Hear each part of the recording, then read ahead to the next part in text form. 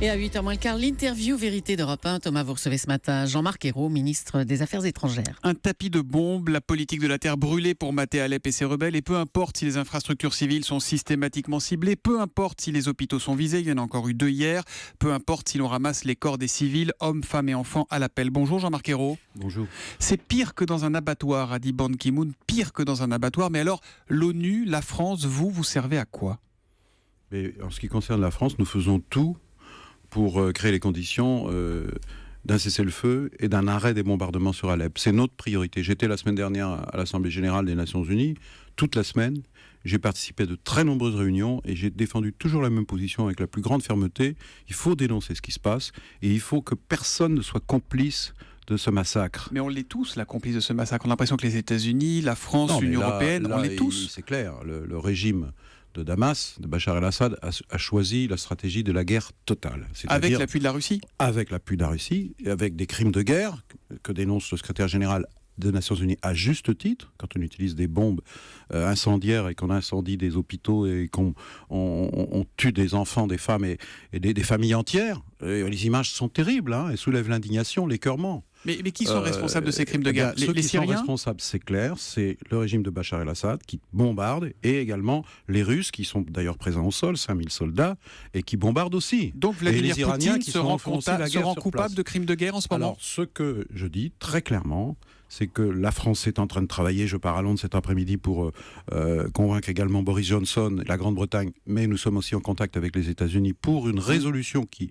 est actuellement en négociation pour qu'elle soit adoptée par le Conseil de sécurité et avec l'espoir qu'elle soit aussi votée par les Russes et les Chinois, les membres permanents. Une résolution, Jean-Marc Ayrault. Mais non, c'est pas une résolution. Mais ça se discute entre personnes de bonne volonté, entre gens civilisés. Là, la Russie, qui a un droit de veto, s'en moque des résolutions. Personne ne pourrait prendre la responsabilité de ces crimes de guerre, donc du soutien à ces crimes de guerre. Donc j'appelle les Russes à prendre leurs responsabilités. J'appelle les Russes à condamner ces bombardements d'Alep. J'appelle les Russes à condamner l'usage des armes chimiques, parce que je rappelle qu'il y a aussi des armes chimiques qui doivent faire l'objet d'une condamnation par les Nations Unies. Des bombes au phosphore, vous avez la confirmation aussi ? Les bombes au phosphore utilisées par les Russes ? Il y a des enquêtes qui sont en cours par les Nations Unies. Vous savez, si on a la certitude qu'il y a eu l'usage d'armes chimiques, c'est parce qu'il y a eu une enquête d'un organisme du Conseil de sécurité, et qui est incontestable. Donc à partir de là, chacun est face à ses responsabilités. Donc je demande aux Russes de prendre les leurs, de ne pas être complices de cet usage d'armes chimiques, de ne pas être complices des bombardements qui massacrent Alep, parce qu'Alep est devenue une ville martyre. Vous savez, la Syrie... Hier, sur votre antenne, Daniel Cohn-Bendit s'offusquait qu'il n'y ait pas plus de mobilisation populaire, pas seulement en France, mais dans le monde entier, comme c'était le cas pour l'Irak. C'est déjà plus de 300 000 morts. C'est 10 millions de personnes déplacées et réfugiées. Et ce qui est en train de se produire, c'est encore plus de réfugiés, et puis c'est encore plus aussi de radicalisation des groupes terroristes. Parce que plus les bombes tombent, alors c'est les groupes terroristes les plus virulents qui font des adeptes, et qui disent... On fabrique les djihadistes de demain. Les Russes et les Syriens sont en train de fabriquer les djihadistes de demain ? C'est malheureusement le cas sur le terrain, c'est ce qui se passe en Syrie. Et nous, notre principal adversaire, et il n'y en a pas d'autre, c'est Daesh. C'est aussi ses complices, comme Al-Nosra, qui fait partie du groupe Al-Qaïda, qui sont sur le terrain, mais qui, à cause de ces bombardements, à cause de ces massacres, finissent par se renforcer. Et ils se renforcent sur place, mais ils se renforcent aussi dans leur lutte terroriste contre nous, en Europe et dans le monde. Je vous repose la question, parce que vous ne m'avez pas répondu tout à l'heure. Est-ce que Vladimir Poutine est en train de se rendre coupable de crimes de guerre ? Je n'imagine pas qu'un président d'un grand pays comme la Russie puisse se mettre dans cette situation. Donc il n'est pas trop tard pour un sursaut. C'est ce que je voulais dire ce matin sur cette antenne. Et parce qu'il n'est pas possible qu'il n'y ait pas une mobilisation totale, en tout cas c'est celle de la France, contre la guerre totale. Et donc c'est cet appel que je lance, et j'espère que tout le travail que nous sommes en train de faire, nous, notre délégation française au Conseil de sécurité, va aboutir. Mais c'est une question d'heure, avant qu'Alep tombe et avant qu'il y ait encore davantage de morts. Jean-Marc Ayrault, on ne doute évidemment pas ni de votre bonne volonté ni de votre indignation qu'on entend ce matin, mais vous avez vu ce qui est advenu du processus de Vienne. Il a été signé il y a moins d'1 an entre Russes et Américains. Il devait mener à la fin du combat, à l'aide humanitaire et à la transition politique en Syrie. Là, les Russes ont été bien élevés, ils ont signé. Le bilan, 1 an après, c'est l'enfer. Oui, c'est ce que je dénonce. Mais il n'est pas trop tard, parce que quelle est l'autre option ? L'option, c'est de se faire la guerre.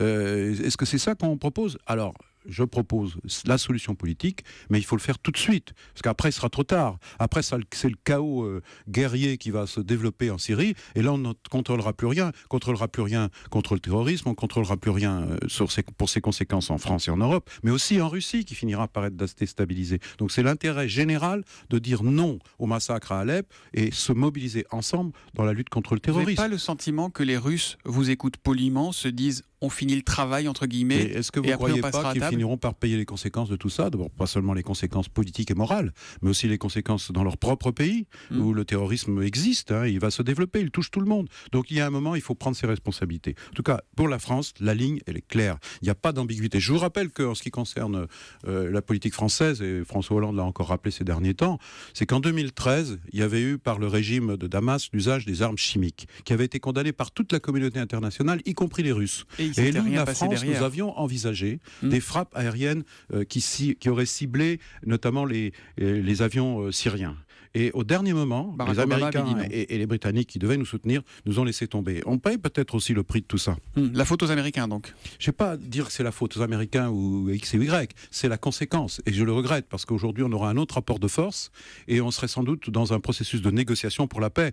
Et parce que, vous savez, s'il n'y a pas ce processus de négociation pour la paix qui reprend, alors les réfugiés continueront de partir. Et les réfugiés, vous savez bien que c'est un problème, pas seulement pour la France, l'Allemagne, etc. C'est un problème pour la Turquie, où ils sont 2,5 millions. C'est un problème pour la Jordanie, ils sont près d'1 million. Le Liban, ils sont 2 millions. Voilà la réalité. La résolution dont vous allez discuter avec Boris Johnson dès aujourd'hui, vous souhaitez qu'elle soit votée quand au Le Conseil de plus vite sécurité de l'ONU? possible, c'est une question d'heure, je l'ai dit tout à l'heure. Donc nous passons des jours et des nuits à travailler, la France, à notre initiative, à cette résolution au Conseil de sécurité. Et bien sûr, nous discutons avec les Américains, nous discutons aussi bien sûr avec les Russes, c'est difficile, et les Chinois qui sont les membres permanents, et les autres membres du Conseil de sécurité. Pourquoi je parle des membres permanents? Parce qu'ils peuvent utiliser leur veto. Le droit de veto, Et à ce évidemment. moment-là, il ne se passe rien. Les Russes et les Et Chinois il faut notamment. qu'il se passe quelque chose. On voit bien l'impuissance de l'Amérique de Barack Obama. Selon vous, pour en finir avec la guerre en Syrie, il vaudrait mieux que ce soit Donald Trump ou Hillary Clinton qui pousse les portes de la Maison-Blanche en janvier? Hillary Clinton est quelqu'un d'expérimenté, on la connaît, et c'est quelqu'un de sérieux et qui a toujours défendu des options, j'allais dire, responsables. En ce qui concerne Donald Trump, on ne le connaît pas. On sait simplement qu'il est dans la polémique permanente, dans le populisme, et c'est très inquiétant si c'est lui qui est demain président des États-Unis. Mais en tout cas, ça, c'est la décision du peuple américain. C'est dire à quel point les élections dans d'autres pays nous intéressent, et notamment singulièrement les élections aux États-Unis. Nous suivons attentivement cette campagne. Toute dernière question à propos d'une autre élection présidentielle. Ali Bongo, qui a été investi pour un deuxième mandat. Il y a de lourds soupçons de fraude. Est-il, Ali Bongo, un président légitime aujourd'hui? Il y a la Cour constitutionnelle gabonaise qui s'est prononcée. Il y a eu des recours, c'est ce que nous avions recommandé. Il reste toujours un doute. Maintenant, il faut une solution politique de réconciliation. Et c'est ce que la France redit et répétera encore. Mais c'est un interlocuteur légitime aujourd'hui? Il est investi, il est installé. La France était représentée par son ambassadeur. Vous avez vu qu'il y a une certaine retenue après cette élection. Et en même temps, ce que nous voulons, c'est pas la déstabilisation du Gabon. Et pour ça, il y a besoin que l'Union africaine, qui a commencé à le faire, joue son rôle pour encourager Bongo à chercher une politique de rassemblement. Parce que je pense que c'est l'intérêt du Gabon, mais c'est aussi l'intérêt de toute l'Afrique. Merci beaucoup Jean-Marc Ayrault, ministre des Affaires étrangères, d'être venu ce matin nous parler de la Syrie sur Europe 1. Merci, bonne journée.